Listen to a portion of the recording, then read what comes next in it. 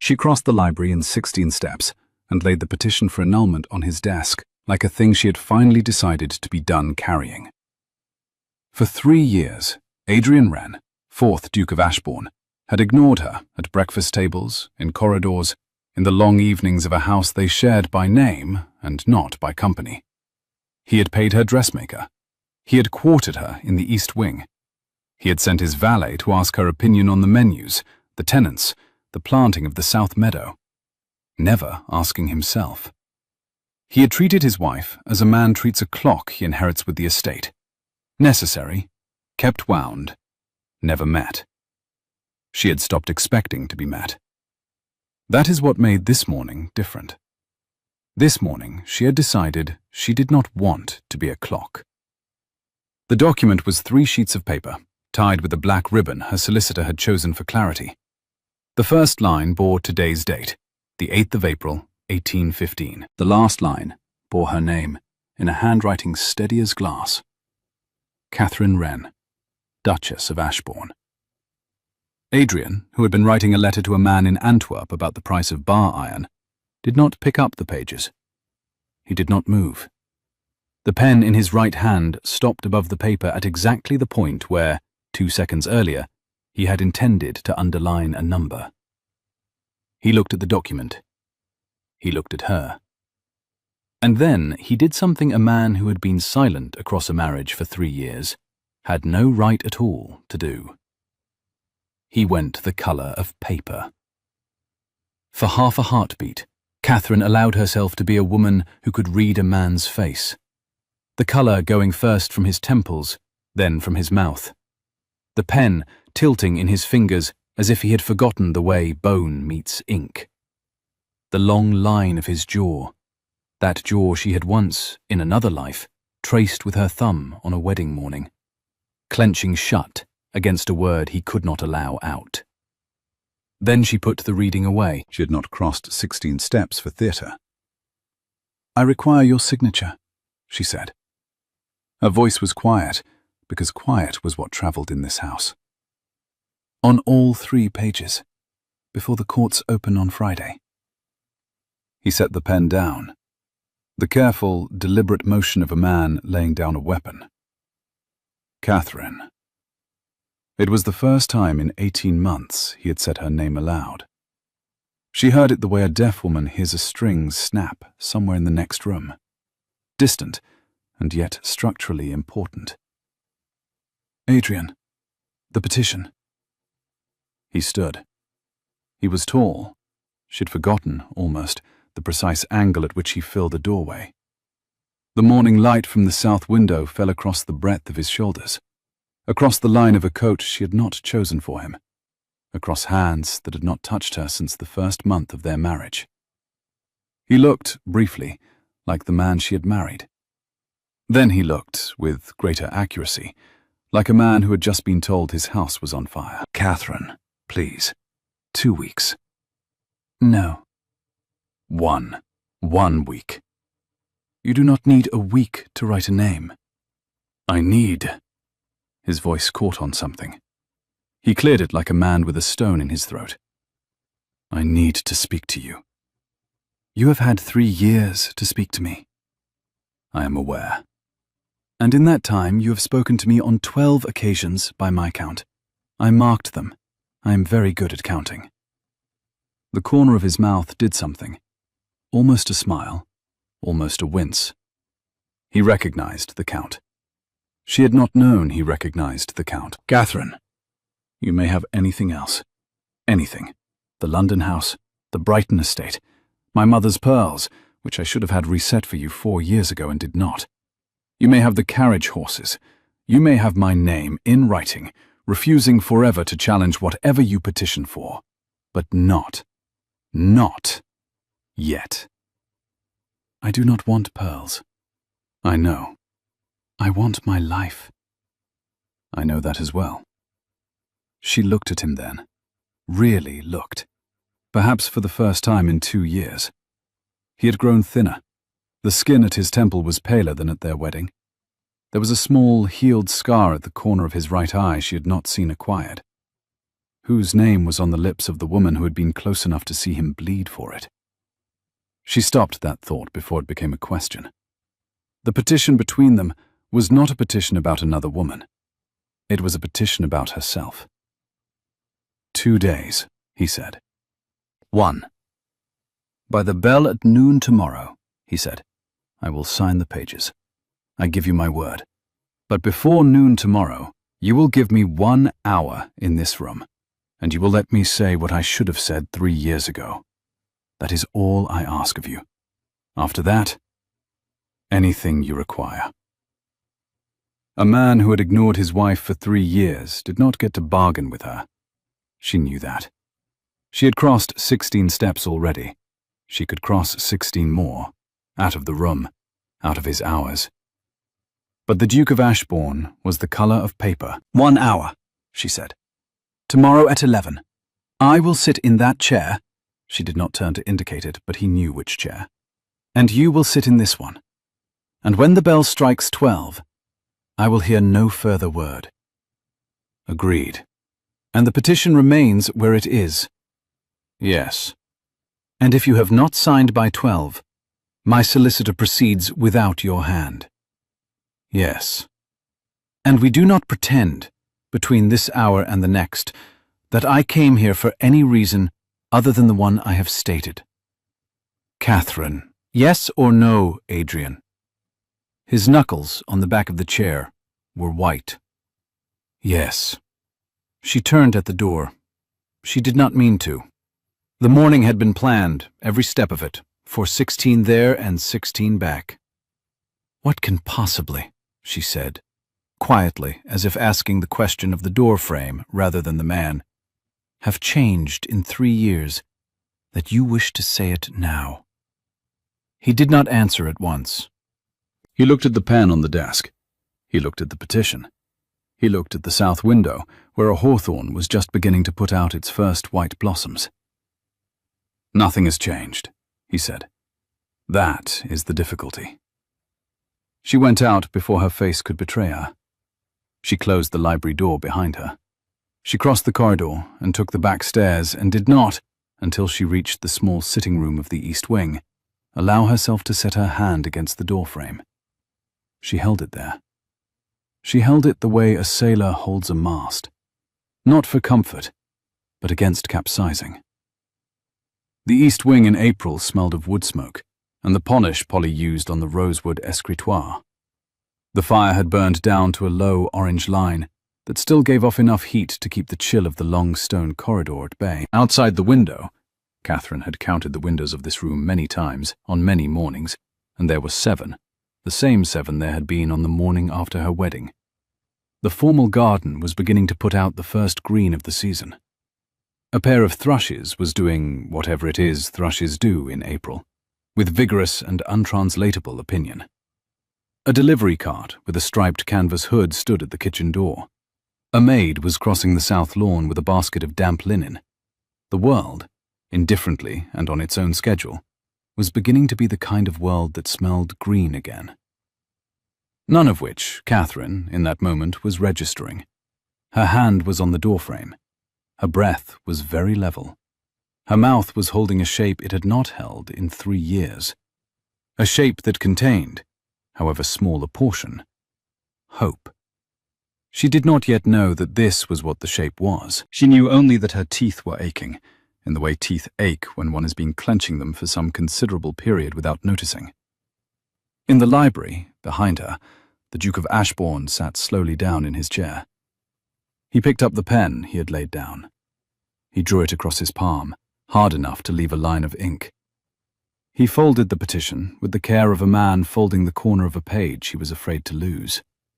He set it inside the breast of his coat, against his heart, where the linen of his shirt was already beginning to stain dark with ink. Then he rang for Jepson, his butler, and said the 7 words he had not, in 3 years of marriage, ever said aloud. I think I am going to be sick. Jepson, who had begun service to the late Duke before Adrian was born, who had buried 2 wives of his own with great patience and only the smallest comment, who had a face like a teaspoon and a moral framework like a fortress, set down the silver tray he was carrying. "Indeed, Your Grace," he said. "Shall I send for tea, or for the chamber pot?" "Neither. Send for my horse." "Your Grace is bleeding." "I am aware." "On the desk, Your Grace." "I am aware of that as well." Jepson did not move. He had, in 28 years, perfected the not moving of a man who has every right to move and is choosing, charitably, not to. "Send for the horse, Jepson." "Where is Your Grace going?" "To the village, then perhaps to the Fox and Glove, then perhaps a great deal further." "Will Your Grace be returning?" A silence.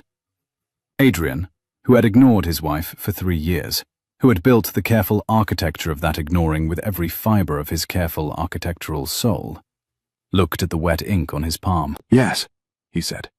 "Tomorrow at 11. Send for the horse." He rode out by the south drive at 10:15, past the gatehouse, past the row of poplars his grandfather had planted in the year of his own marriage, and onto the road that ran east through Ashbourne village. The morning had warmed. The grass at the verge of the road was beginning to send up its first green spears of the season. A cuckoo, in the wood beyond the second farm, was practicing the 2 notes it would, in 3 weeks, be calling continuously. Adrian did not register the cuckoo. He registered instead the throb of his palm against the rain, where the ink and the deeper greys beneath had begun to sting. He registered the smell of his own coat. Cedar, wet wool, a thread of the lavender Polly used in his linen press. He registered, with a kind of slow, inward horror, that he had spent the whole morning preparing to be honest with his wife, and had not, in 3 years, prepared a single line of what to say. The road dipped past Mrs. Henley's cottage. Mrs. Henley, who was 80 and in her doorway peeling potatoes into a wooden bowl, lifted her hand in greeting. Adrian lifted his without looking down. He had passed Mrs. Henley's cottage perhaps 2,000 times in his life, and had, until this morning, taken her acknowledgement for granted, as one takes for granted the existence of a doorstep. The Fox and Glove, when he reached it, was nearly empty. The fire in the taproom had been let go cold. A boy who could not have been 13 was wiping down a long oak table with a cloth that had been wet too long. The publican, a man called Druitt, who had served the Wren's grooms for 30 years, brought him a small glass of dark ale without asking what he wanted, on the principle that a duke who had ridden out at this hour did not require a menu. Adrian sat by the cold hearth. He did not drink.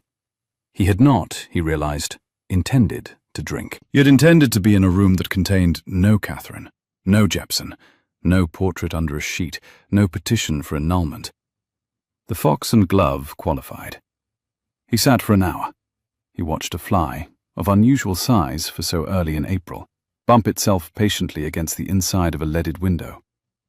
He thought of his father, a man he had loved unevenly, and who had, by the evidence of one stolen page from a strongbox, also loved the wrong things and refused to tell anyone.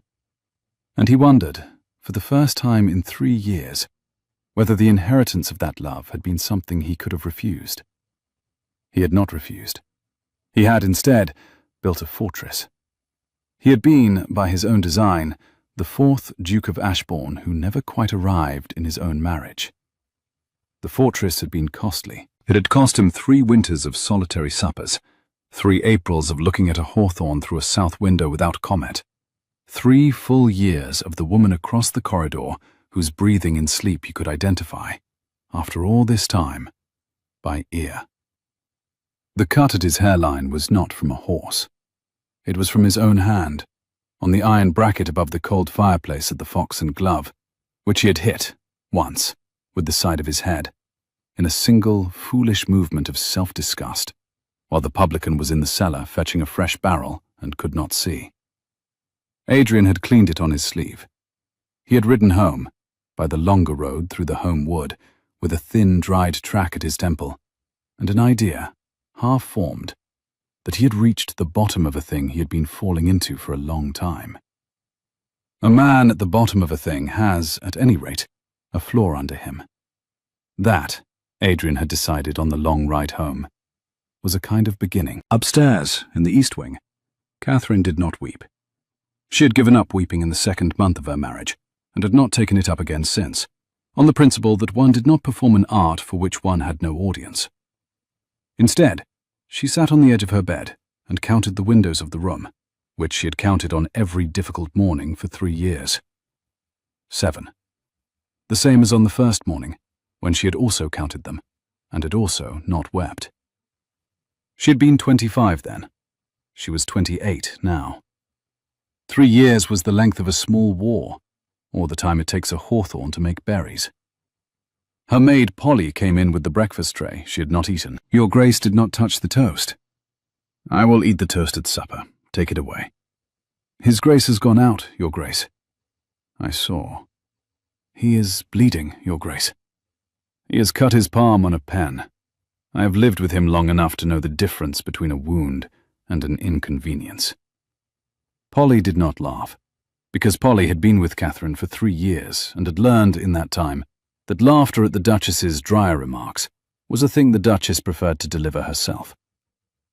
"Polly, is there a small key in His Grace's dressing room, in the top drawer of the writing table by the window?" A pause. Polly, who knew the inventory of the great house better than any housekeeper, weighed her loyalties briefly and then set them down where they had always been. "There is, Your Grace." "Bring it to me." "Your Grace, His Grace's writing table. Polly, he has gone out. He will not be back before evening, and tomorrow at noon I will have left this house. I do not require you to lie for me. I require you to bring me the key." Polly went. She returned in 7 minutes with a small brass key, no longer than a thumbnail, slightly tarnished from sitting in the back of a drawer for some time. "Your Grace, Mrs. Beverley says Your Grace must take care in His Grace's study. The lock of the second desk drawer is poor. She says Your Grace ought to know that it is poor. She does not say so to anyone else." So even Mrs. Beverley, the housekeeper of 19 years, had taken sides. Catherine had not realized she had been on a side. She had thought she had been alone in a long, well-furnished corridor for 3 years. It was a small revelation, and not, in the moment, an entirely welcome one. "Tell Mrs. Beverley I shall remember her kindness.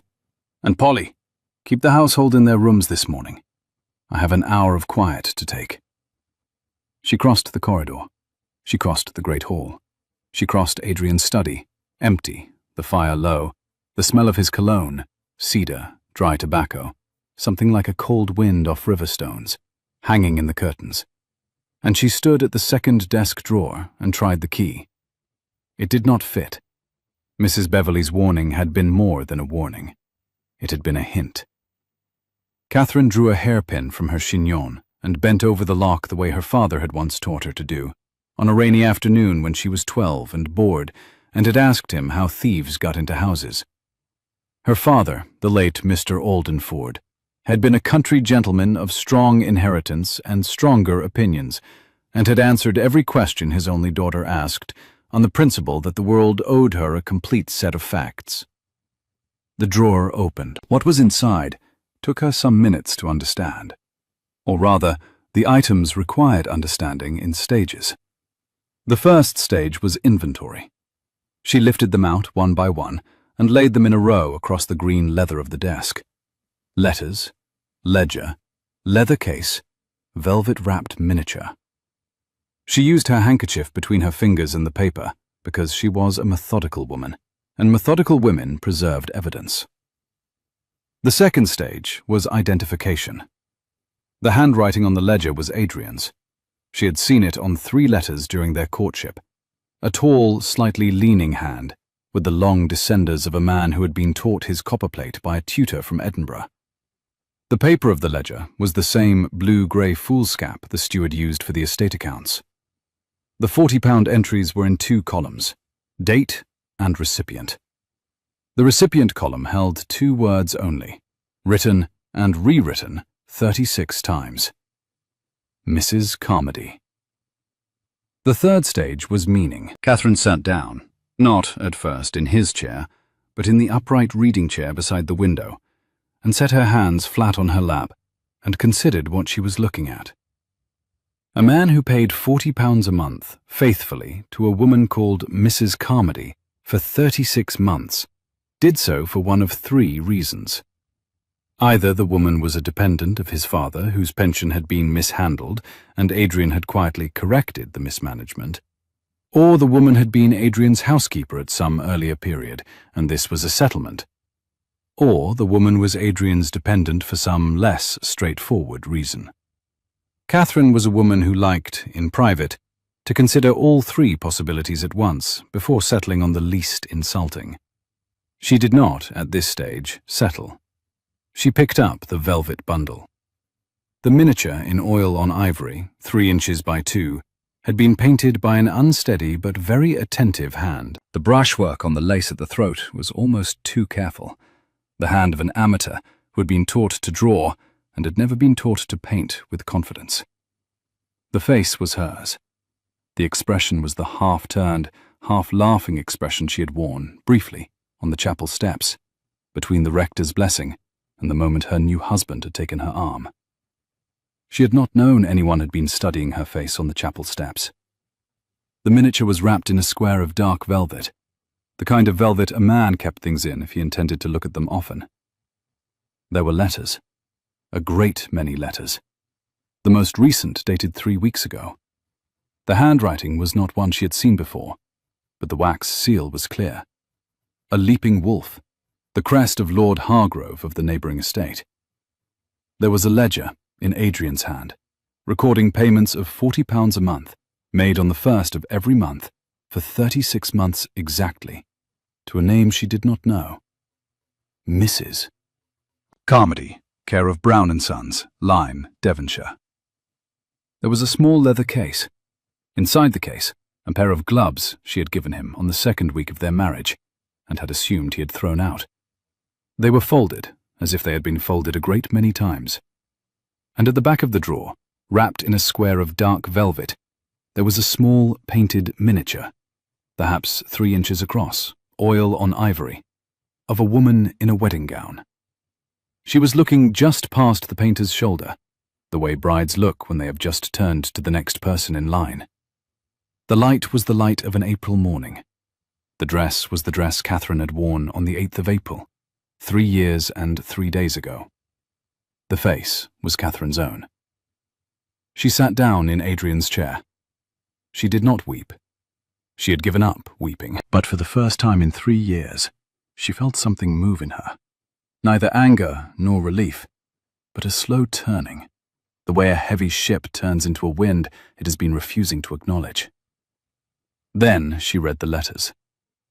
By the time the long case clock in the hall struck noon, Catherine Wren, formerly Aldenford, of Aldenford Court in Hampshire, presently Duchess of Ashbourne, had read enough of them to know that the man she had decided to leave was not, after all, the man she had thought she had been married to. She did not know yet who he was. She knew he was different. She knew he was complicated. She knew that whatever he wished to say to her at 11 the next morning, he had been preparing to say it, badly, for 3 years. She locked the drawer. She returned the key to its place. She went up the stairs. She walked through the gallery. She stopped in front of the door of his dressing room, which she had never, not once in 3 years, opened. And she opened it. There was a portrait on an easel under a sheet. She lifted the sheet. The portrait was of her, again as a bride, but unfinished. Painted in his hand, which she remembered from the long letters of their courtship. He had drawn small marginalia in the corners of his pages, country churches and herons, and once, foolishly, a lopsided sketch of his own dog, but had never seen at oils. He had been at it for some time. The face was finished, the hands were not. The dress was rough-blocked. The background was a window opening on a hawthorn tree she recognized, the tree outside the south library window, just now beginning to flower. He had been painting her, from memory, for 3 years. She let the sheet fall. Downstairs, far away, she heard hooves on gravel. He had returned earlier than expected. She heard Jepson's voice, level and dry. She heard the great hall door close. She heard his bootsteps on the marble, and she found, to her interest, that she could now identify them. She had been able to, all along. She wiped her hands on her skirts as if she had touched something dusty, although she had not. Then she went to meet him in the great hall, because she did not, today, intend to be a clock. He was on the bottom step of the staircase. His hat was in his hand. There was a cut on his hairline, freshly opened, a thin red track that had run down his temple and dried into the collar of his shirt. "I beg your pardon," he said, looking up. "I did not expect your grace in the hall." "I am not always in the East Wing. I have rooms throughout." "I am aware." "What happened to your hairline, Adrian?" "I fell from a horse." "You did not." A pause. "I did not." "You went to Lord Hargrove's." "I went to a tavern." "A tavern Lord Hargrove is known to attend." "Lord Hargrove is not known to attend the Fox and Glove. The Fox and Glove is for honest men, of which his lordship is not, at present, an example. And you are an honest man, Adrian. On Tuesdays. This is Tuesday." She did not laugh. She nearly did. She did not because she was not yet ready to laugh, and because Jepson, behind Adrian's shoulder, was watching with the deadpan absorption of a man who had been waiting a long time for the play to start its third act. "Jepson," Catherine said, "has His Grace eaten today?" "Not since yesterday's supper, Your Grace." "Has he had the cut attended to?" "Not yet, Your Grace." "Bring tea. Bring something to eat. Bring a clean cloth and warm water and the small enamel bowl. Bring it all to the library." "Your Grace." "And Adrian?" "Yes. I have had a difficult morning. I did not expect to have a difficult morning. I expected to deliver 3 sheets of paper and to leave. I should like to ask you a single question now, and I should like you to answer it now, because I do not want to wait until 11 tomorrow to know." He set his hat on the side table. He did not move further. "Yes. Who is Mrs. Carmody?" She had not, in advance, decided which of the 4 mysteries to ask first. She found, when her mouth opened, that this was the one. The other 3 could wait. The other 3 were dangerous. The letters, the miniature, the portrait. And a woman of sense did not lead with her dangerous evidence. She led with the one whose answer would tell her whether she could trust any of the others. Adrian, even bleeding, even unsteady, even as the color in his face went out for the 2nd time that day, answered without hesitation. "My father's housekeeper, Mrs. Anne Carmody. She raised me from the age of 4 until I went up to Eton. My father pensioned her badly. I have made up the difference since I came into the title. £40 a month, paid through Brown and Sons of Lyme. She is 71 and has rheumatism in her knees and a cottage with a garden that wants weeding. She does not know I am the one paying.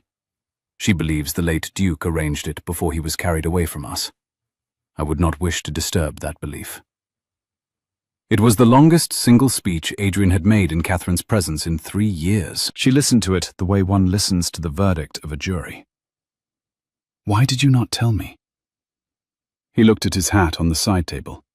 He looked at his hand. He looked, finally, at her. "Because a duke who pensions his old housekeepers is a softer man than I had decided to permit myself to be. I had, for reasons I will explain at 11, decided to permit myself nothing soft. £40 a month is the entire softness I have allowed myself for 3 years. I did not tell you because telling you would have required me to be the man I had decided not to be." "Adrian." "Yes." "Sit down. You are bleeding on the marble." He sat down on the bottom step of the staircase. She sat, after a moment, on the step beside him. A duchess, in the entrance hall of her own great house, on a stair, 2 feet from a man she had crossed 16 steps to leave that morning. Jepson, behind them, did not blink. Jepson had served the late Duke for 30 years. He had seen a great many things on a great many staircases. "I will keep my appointment at 11 tomorrow," she said. But I will keep it differently. I will sit in your chair, not in mine. I have decided I am tired of sitting in the chair you allotted me. Yes, Your Grace. And Adrian? Yes.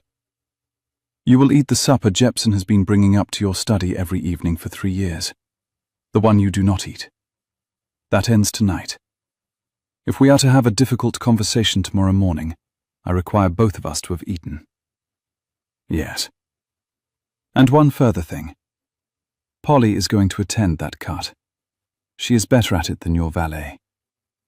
Yes. He looked at her, briefly, with the open face she remembered from the morning of their wedding, and she found she could not, after 3 years, sit beside it for long. She rose. She nodded at Jepson. She went up the stairs. She did not look back, because looking back would have undone 3 years of careful dignity, and she was not, yet, prepared to undo 3 years of anything. She had 4 hours until supper. She used them as Catherine Wren, daughter of a methodical man, would use them. She made a list.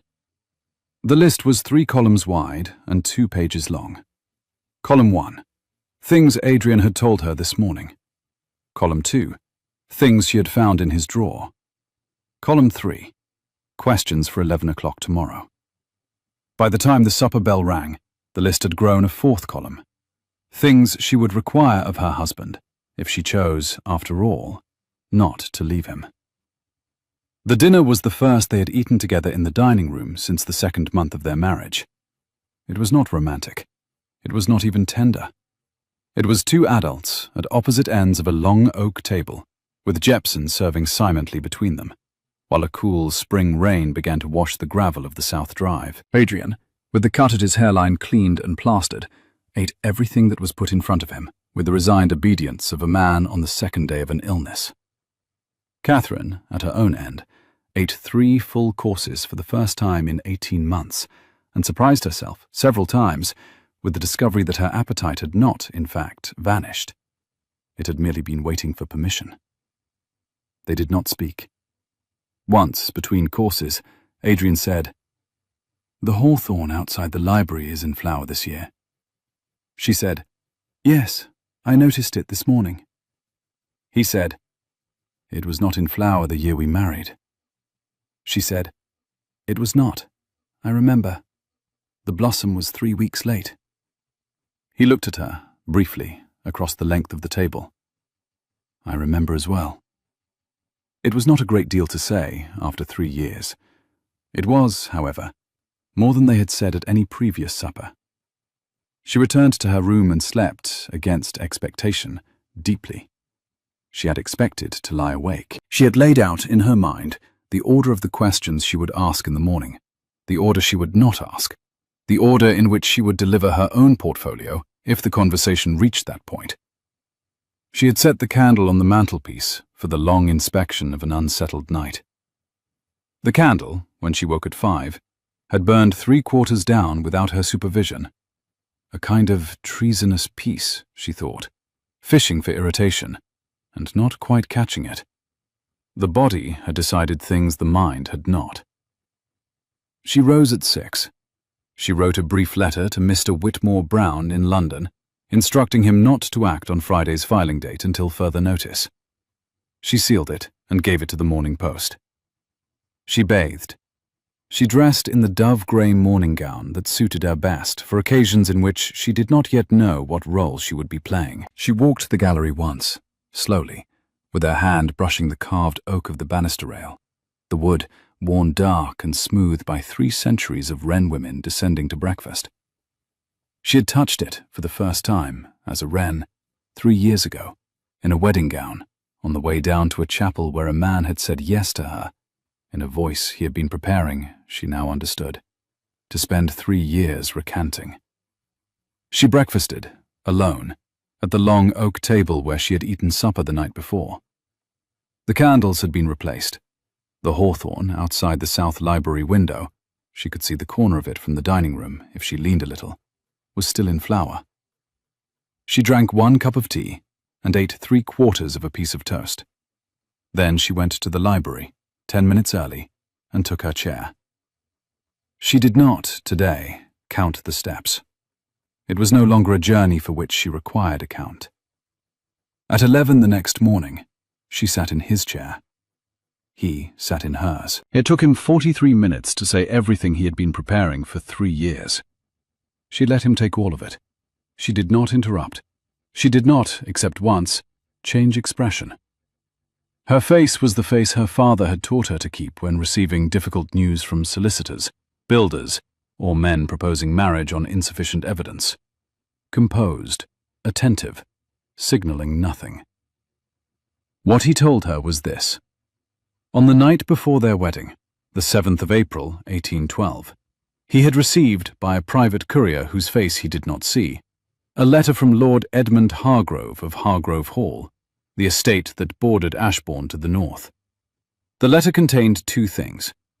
The first was a copy of a private paper from 1789, written in the hand of Adrian's father, the 3rd Duke. In that paper, the late Duke had documented, in considerable detail, a fraud he had perpetrated upon the family of one Sir George Hargrove, Lord Hargrove's father, by which Sir George was bankrupted, the Hargrove estates entailed to a creditor friendly to the Wrens, and Sir George's wife driven, eventually, into a long, quiet decline, from which Lord Hargrove had never quite forgiven the world. The paper had been written as a kind of confession, intended for Adrian on his coming of age. Adrian's father had not lived to see his son's coming of age. The paper had been stolen from Adrian's father's strongbox by a steward whose name was no longer remembered. The second was a list of names. Catherine's father, Mr. Aldenford, was at the top of the list. Beneath him were the names of 7 men of business and 3 of his closest tenants. At the bottom was Catherine herself. The letter said, "Make her your duchess if you must, Wren. The world expects it. Your father arranged it. My father would have arranged the same had his fortunes permitted it. I will not stand in the way of 2 old contracts.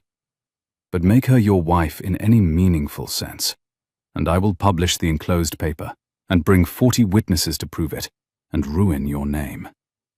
And because your name and your wife's name are now contractually one, I will ruin her also. Your father's land is, in part, on what should have been my mother's.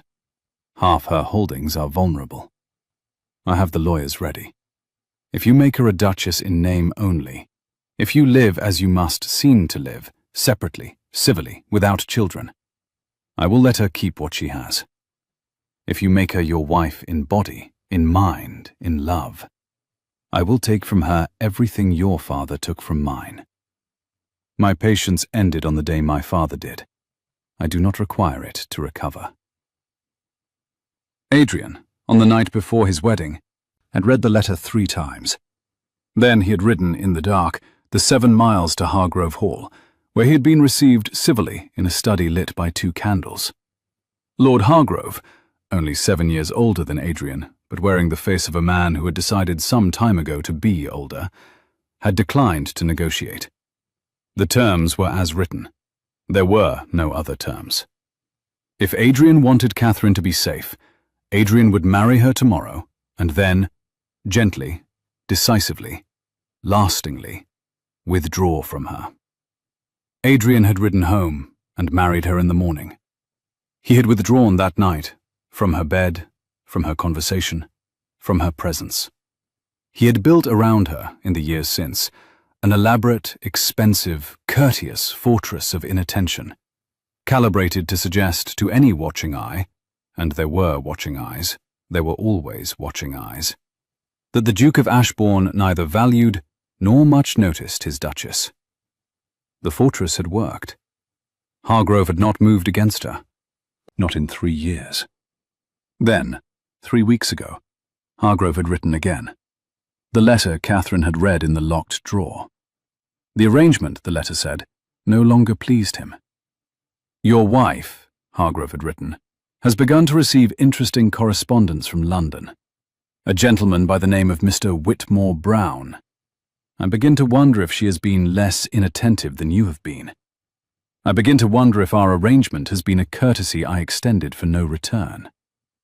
I shall be in attendance at the Earl of Brackbury's spring ball on the 3rd of May. We will speak there. Until that day, keep her at home, Wren. Or do not.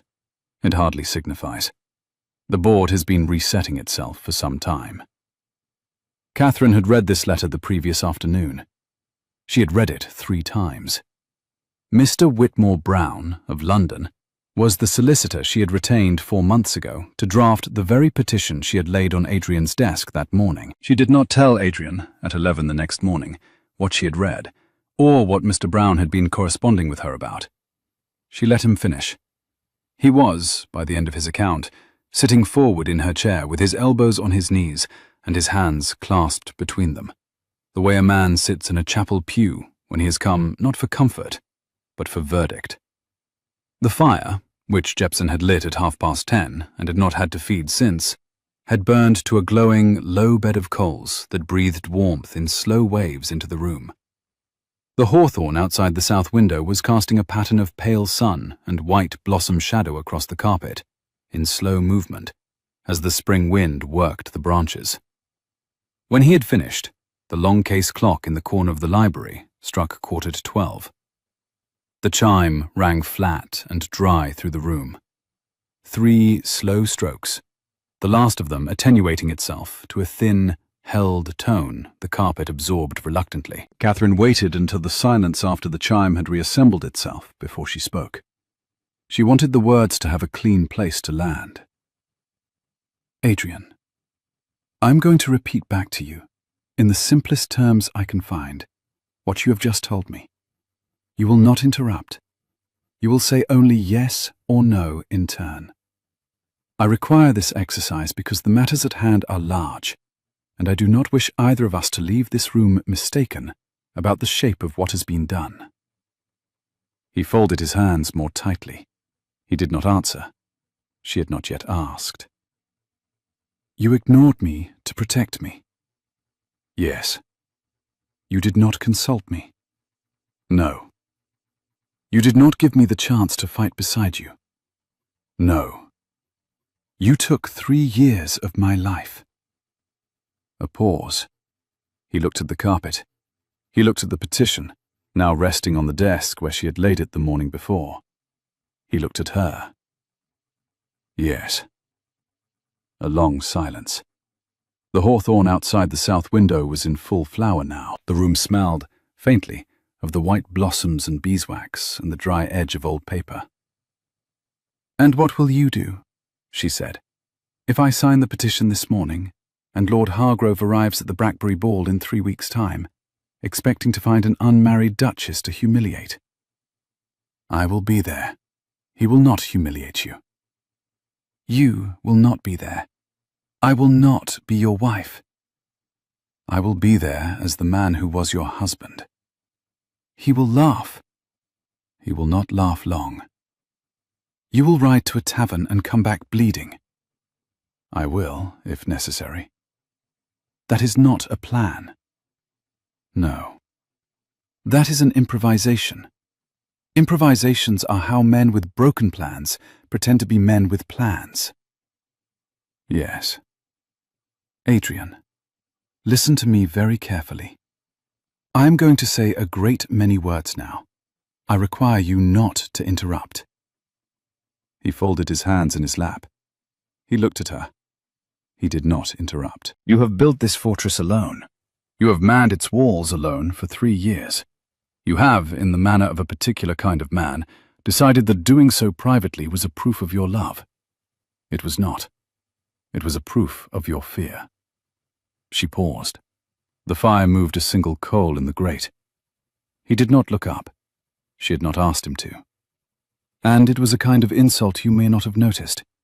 You treated me as a thing to be defended, rather than a person to fight beside.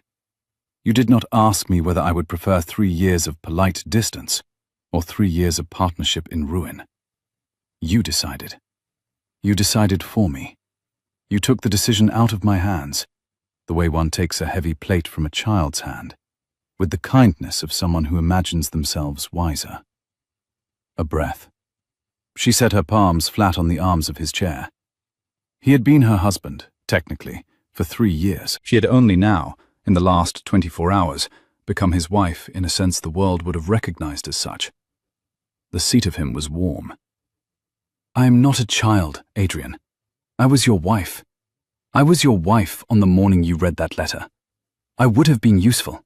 I would have been very useful. I have been keeping notes, Adrian, for 3 years, on a man I was not allowed to know, in a house I was not allowed to influence. I am a woman who keeps notes. Let me show you what I have." She rose and crossed to the small writing desk in the corner of the library and unlocked its lower drawer with a key she had not, in 3 years, been observed using. She brought back a small leather portfolio tied with a cord of dark green silk. She set it on the desk between them. "This," she said, "is what your wife has been doing while you were doing what you decided to do." Inside the portfolio were 38 pages of documents. Some were copies. Some were originals. Some were letters in her father's hand, dated 1788 to 1791. Some were entries from estate ledgers, dated 1789. 2 were signed depositions, each almost 25 years old, from solicitors now deceased. 1, and this was the document Adrian's hand stopped at, was a personal letter from the late Sir George Hargrove to the late Mr. Aldenford, dated July 1789, asking for assistance in a matter of the most pressing dishonour committed against my house by a peer whose name I will not yet write, but whom I shall name to the Court of Chancery before October next. "My father," Catherine said quietly, "was Sir George Hargrove's solicitor. Briefly. At a moment when, as I now understand, your father was preparing to ruin Sir George. Sir George approached my father privately. My father, for reasons I did not, at the time, know, declined the case. That refusal cost my father a friendship, and, I suspect, some considerable peace of mind in the last decade of his life. He kept these papers in a strong-box at Aldenford Court. After he was carried away, 8 months before our wedding, I inherited the box. I did not, at first, read its contents. After our marriage, when it became apparent that something in this house was not as I had been led to expect, I read the contents very carefully. I was my father's daughter. My father, when he could not understand a thing, made a list. She took a slow breath. I have been keeping this portfolio in my mother's old jewellery casket in the East Wing. Polly knows. Mrs. Beverley knows. Jepson knows. They have known, in various degrees, for somewhere between 2 years and 3 months. They are good servants. They are also human beings who saw their duchess being shelved like a vase, and they decided some time ago that they would not interfere. But they would not, if asked, lie. Adrian, look at me. He had been staring at the document. He looked up. I have known something was wrong since the morning after our wedding. I have not known what. I have gathered, over 3 years, what I could. I had reached the point where I had enough material to ruin Lord Hargrove, but not enough material to know whether ruining him would also ruin you. I could not act without knowing.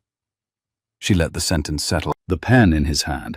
He had picked up a pen in the course of her speech, almost involuntarily, the way another man might pick up a glass, had begun to leave a small, crooked line on the blotter.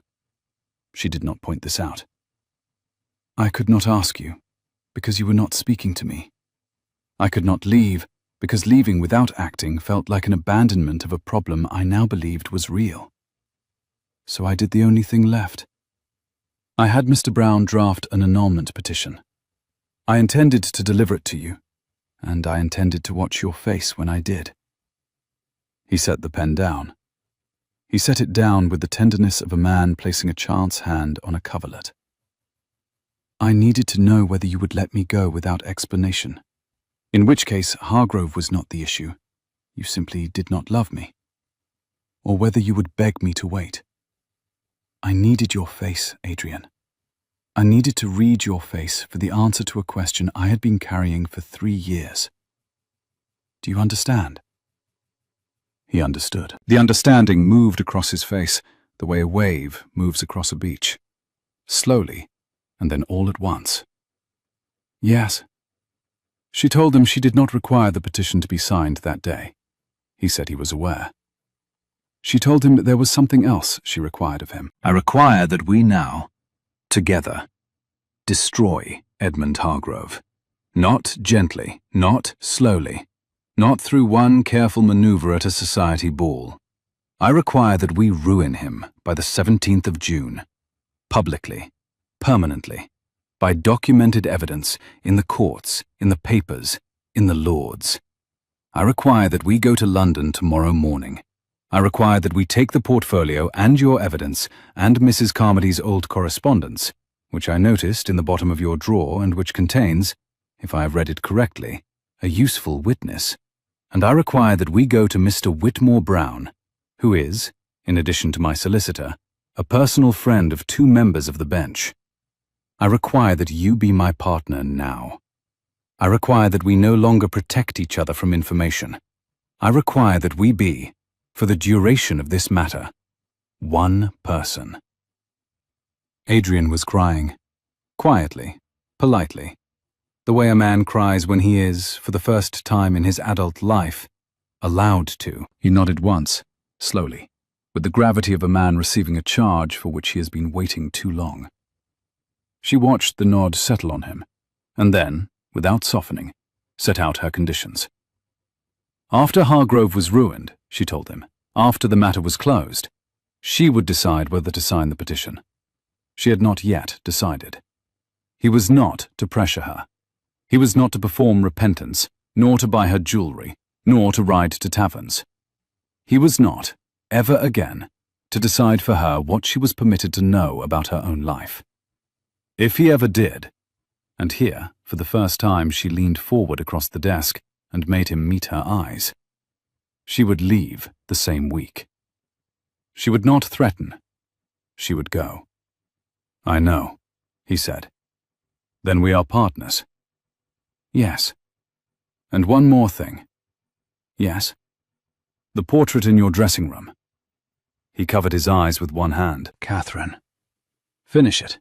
From observation, not memory.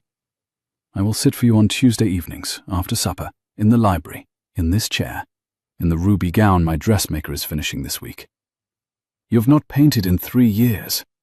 You will paint badly at first. I will tell you when the work is good enough. I do not, particularly, expect it to be a very good painting.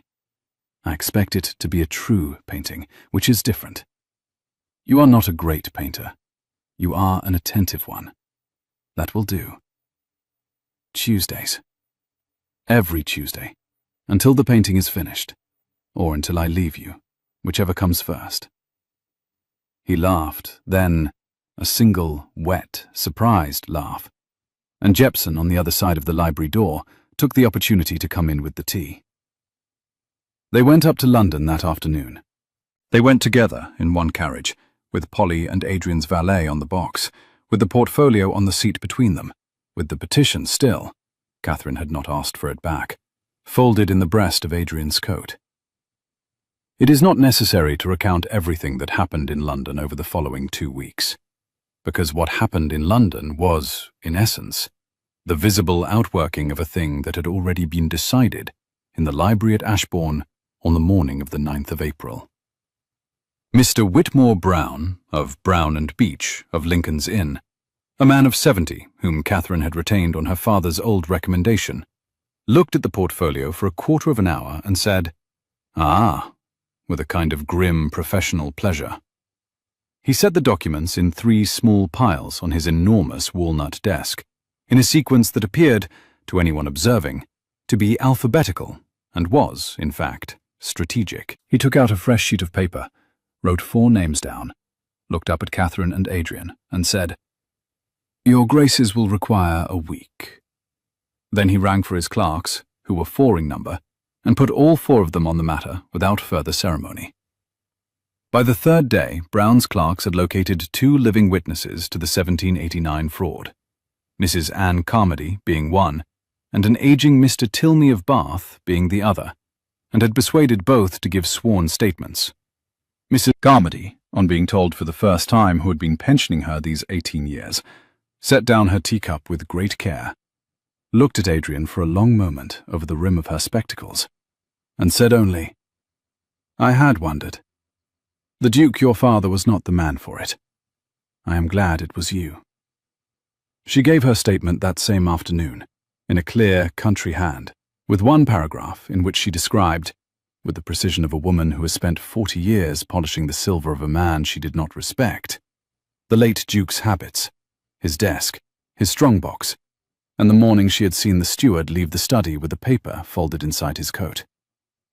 By the 7th day, Brown had filed papers in the Court of Chancery, opened a private inquiry through the Lord Chancellor's office, and placed 2 carefully verified accounts in the more discreet London papers.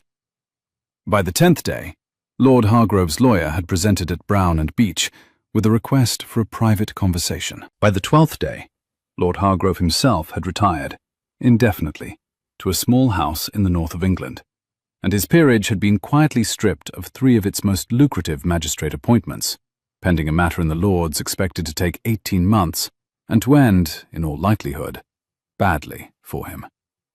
He was not ruined. He was eclipsed. Brown, who had been a solicitor for 46 years, said it was, on the whole, the cleaner outcome. Catherine and Adrian took rooms at his townhouse in Brook Street, which had been kept, by an indifferent housekeeper and a parsimonious agent, in a state of slowly increasing dust since the late Duke's death. They did not, at first, sleep in the same room.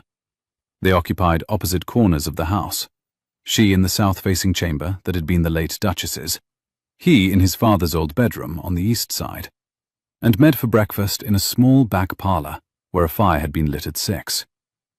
The arrangement had not been discussed. It had simply been the arrangement they fell into, the way 2 people who had been married 3 years on paper and 3 days in any meaningful sense fall into provisional habits without ceremony. The Brook Street house was a tall, narrow box of brick and white stone, 4 stories high, with an iron railing in front and a small private garden at the back, enclosed by a wall of weathered London brick. The garden, which had not been tended since the previous summer, contained 1 ash tree, 2 rose bushes that had reverted to wilderness, a stone bench rusted at the joints, and a small fountain that no longer ran.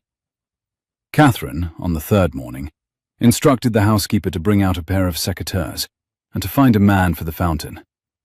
By the 5th morning, the roses were beginning to admit they had been roses, and the fountain was making the small, confidential noise that small fountains make. They walked, in the afternoons, in the gravel paths of the small private garden, while Brown's clerks did their work and the spring rain came and went. They walked apart, at first, by a yard or so, then by less. By the 7th afternoon they were walking close enough that the hem of Catherine's pelisse brushed the toe of Adrian's boot at every other step, and neither of them remarked on the fact, because remarking would have required acknowledging a thing both of them were content to allow without acknowledgement.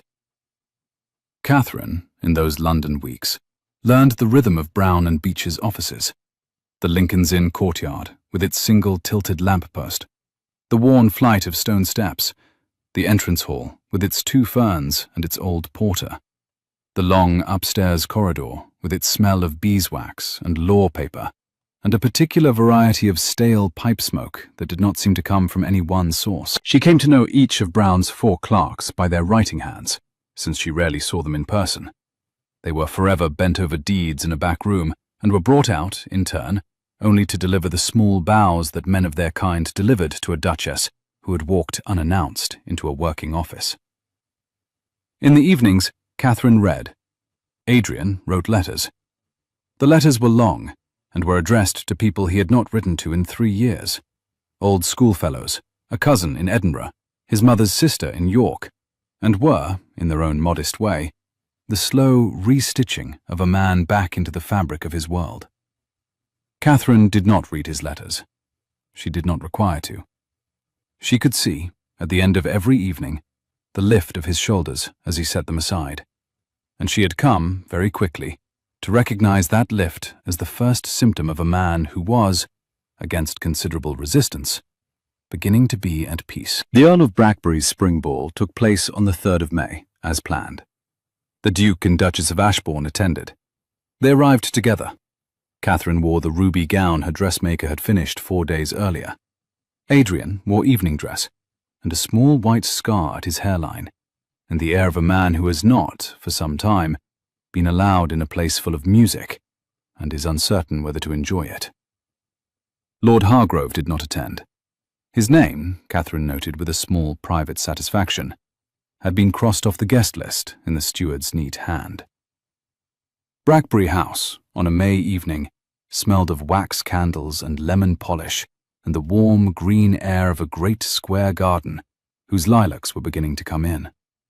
The ballroom was lit by 5 chandeliers, hung at staggered heights, each carrying 80 wax tapers. The light from them moved across the polished floor like water moving across the bottom of a shallow pool. There were 40 couples on the floor when the Wrens entered. There were 3 rooms full of people whose principal occupation, in the spring of 1815, was the careful observation of which marriages were standing up and which were not. Catherine, on her husband's arm, was perfectly aware that they were being watched. She had, in her time, walked into a great many rooms of which the same had been true. She had also, in her time, carried a portfolio against the same risk. The portfolio she had brought tonight was not on paper. The portfolio was the way Adrian's hand sat against the small of her back as she stepped over the threshold, the way her ruby gown took the chandelier light and threw it forward like a small private signal across the room, the way she did not, on entering, look for anyone in particular. The watching dowagers, observing all 3 things, drew the conclusion they had been instructed by recent gossip to draw, that there was, here, no marriage to be ended. The conclusion was technically incorrect. Catherine intended to keep it that way for as long as suited her. In the dance, a quadrille, simple, 4 square, the kind of dance that gives a man's hand permission to settle briefly at his wife's waist without comment from the watching dowagers, Adrian set his palm against the small of Catherine's back, and she let it stay there, and the watching dowagers commented anyway, but politely. "You have not danced with me since our wedding," Catherine said, low, beneath the music. "I am aware." "You have improved." "I have not." "You have. You used to lead like a man on a parade ground. You now lead like a man who has noticed I am also dancing." "That," Adrian said, "is because I have noticed." She did not answer. She allowed him the line. They went home in the early hours. The carriage rocked along the gravel of the South Drive at Ashbourne, and the moon was bright enough that Catherine could see the hawthorn outside the South Library window had finished its blossoms and was beginning to set its small green berries. April had become May. The world had, for the first time in 3 years, been allowed to move. The first Tuesday came 2 weeks later. After supper, Catherine put on the ruby gown again. She would, in time, have other gowns, other Tuesdays, other portraits. But the first one was the ruby. And she sat in the library, in his chair, while Adrian set up his easel by the south window. He was clumsy with the brushes for a quarter of an hour. He was less clumsy after that. By 9 o'clock, he had blocked in the line of her shoulders. By 9:30, he had stopped working and had simply been looking at her for some minutes. "You may resume," Catherine said. "I am observing." "You required observation." "I required painting. The observation is preliminary." "It is, at present, also pleasant." "Adrian." "Yes." "The painting." He resumed the painting. The first Tuesday did not become a kiss. Neither did the second. The third Tuesday did. He set down his brush and crossed the room and said, "I am going to require, at this point, to put my mouth somewhere on you. The choices appear to be the back of your hand or the corner of your mouth. I leave the choice to you, since I have decided, you may recall, never again to decide on your behalf." Catherine considered him for a long moment.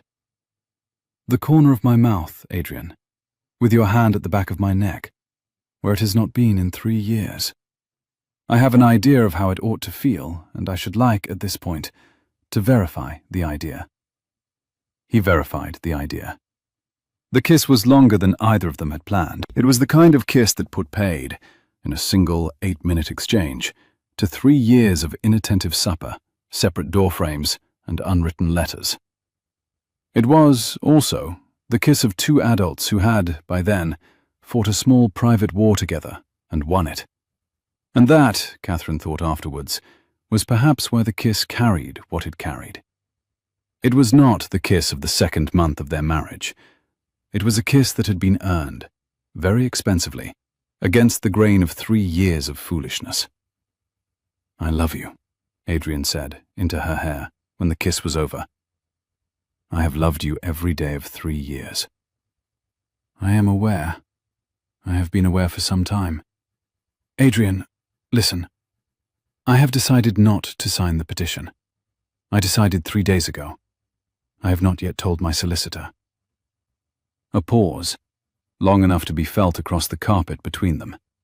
He drew breath, and she went on before he could speak.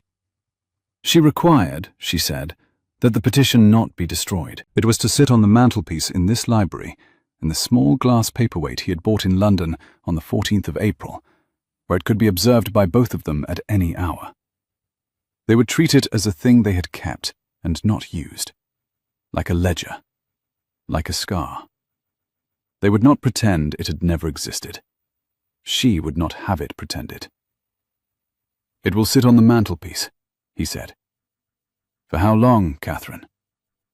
"For as long as we are married." He understood, very slowly, what she had told him. He set his hand on the back of her wrist, where it rested on the arm of the chair. A small, exact, courteous touch. The touch of a man who had earned, for the first time, the permission to make it. Then he said the only thing he could think of to say. The way a man says a sentence he has not been allowed to say before. "Thank you." She accepted it the way a woman accepts a thing she has been waiting for. Without theatre, on a Tuesday evening, with the smell of beeswax and oil paint in the room, and a hawthorn just beginning to set berries outside the South Library window. It is, of course, the case that some readers will require an epilogue. We will provide one, briefly, because the rest of the matter is private. 6 months after the 3rd Tuesday, that is to say in early November of the year 1815, a letter arrived at Ashbourne, addressed to Mrs. Anne Carmody of Lyme, Devonshire, care of the Duchess of Ashbourne. It had been posted from London, at Mrs. Carmody's request, to her own forwarded address. Mrs. Carmody had, after 18 years in a damp cottage in Lyme, accepted Catherine's invitation to spend her remaining Christmases at Ashbourne, in the small dower house, with a view of the south meadow, and a part-time gardener to weed the hawthorn hedges. She had moved in, with her cat and a great many letters from the late Duke and his late housekeeper, on the 1st of November. She was 71. Her knees still gave her trouble. She had not, however, in 18 years, been so well looked after. The petition for annulment had remained on the library mantelpiece, in a small, clear glass paperweight, for the entire summer. It was still there in November. The ribbon had faded, slightly, in the south window's light. The ink had not faded. The first line still read, in Mr. Brown's copperplate, "Petition for declaration of nullity of marriage. Catherine Wren, Duchess of Ashbourne, petitioner. Adrian Wren, 4th Duke of Ashbourne, respondent." The last line still bore Catherine's signature. The respondent's signature line was still blank. Visitors to the library, and there were now, for the first time in some years, regular visitors to the library, including a small monthly meeting of a tenants' welfare society Catherine had founded in May, sometimes asked Adrian what the document was. Adrian, who had become, in the last 6 months, an entirely different sort of public man, would say only, "A reminder. My wife requires it kept. I have learned to do as my wife requires." He said it warmly. He said it slightly dryly. He said it with the small smile of a man who had been corrected, at considerable length, by the only person whose corrections he had ever welcomed. Catherine, when asked the same question by the more curious of the tenants' wives, would say, "It is a thing my husband and I keep to remember the year we nearly did not become friends." Then she would change the subject, because she was a woman who set the limits of her own confessional narratives, and because there was always tea to be poured. On a particular Tuesday evening in late November, with the first frost on the inside of the south window glass and a fire built up against the cold, Catherine sat for the 18th Tuesday of the portrait. The painting was almost finished. The hands had been finished for some weeks. The dress had been finished for a fortnight. Only the background remained, and that, Adrian had decided without consulting her, and then immediately consulting her, would be the south library window, with a hawthorn outside it, in flower. "It has not been in flower since May," Catherine said. "I will paint it from memory. I have recently become competent at painting things from memory. It is a skill I no longer wish to use, but I have it." "You have it?" "Yes, Catherine. Yes. I have signed something." "What have you signed?" He set down his brush. He crossed to the mantelpiece. He took down the small glass paperweight. He removed the petition from inside it. He folded it open on the hearth, in front of the fire. He took up his pen. On the respondent's signature line, in his small, careful hand, he wrote, "I, Adrian Wren, Duke of Ashbourne, decline this petition for the rest of my natural life, and certify my decline by my own hand, this 23rd of November, in the year of our Lord, 1815. He signed his name beneath. He returned the petition, signed, to the glass paperweight. He set the paperweight back on the mantelpiece. He came back to the easel. "You may continue," he said. "I require to keep painting. I have decided not to leave the room until the painting is finished, and I have decided not to leave you for the rest of my natural life, and I do not, on principle, wish to make either decision twice in one evening." "Adrian." "Yes?" "Sit a moment first." He sat on the small stool he kept beside the easel. She put her hand against the side of his face, a hand which, 3 years earlier, had counted 7 windows on a difficult morning, and which had, more recently, counted a great many other things, including the heartbeats of her husband when he slept beside her in the dark. And she held it there. "You are warm," she said. "I had forgotten. I had decided, against considerable evidence, that you were a cold man. I had decided it on the 2nd morning of our marriage, and I had carried the decision forward through 3 years on insufficient examination. I should like, on the record, to retract the decision." He turned his face into her palm. "It is retracted, Your Grace." A small silence. The fire stirred in the grate. Adrian set his free hand on hers and held it there. She let him, because she had decided, some weeks earlier and without ceremony, to let him. "The painting will be finished tonight," he said. "I had thought it would be finished in October. I have been delaying." "I know that as well. I am observant by nature, Adrian. I have always been so. I see a great deal, and I deliver my observations on a schedule of my own choosing." He laughed. The open, slightly winded laugh she had been hearing more and more often over the summer, and which she had decided, privately, was the sound she wished to hear at her last hour, if circumstances should arrange themselves so politely. "Then I had better finish the painting." "You had." He finished it that evening. The hawthorn, painted from memory of May, set against an early November frost on the inside of the south window, bloomed on canvas long after it had finished blooming in life. The portrait was hung in the small breakfast room a week later, where Catherine could see it each morning while she drank her tea, and where Adrian, who had begun, since June, to take breakfast at the same table as his wife, could see it as well, opposite him, every day of the rest of his life. The petition remained on the library mantelpiece, signed at the bottom, kept under glass. He had stopped being the man who inherited her with a house. She had stopped being a clock. They had finally, painfully, late, learned to be the same kind of weather. If you have ever stayed beside someone longer than you were sure was wise, because something underneath the silence kept asking you not to leave, you may understand the kind of marriage Catherine and Adrian Wren went on to have. Tell me, in the comments, whether you have known a silence of that kind, and whether you decided to wait it out. I should very much like to know. And if you would like to hear the next of these stories when it appears, please subscribe. There is, as always, a Tuesday coming.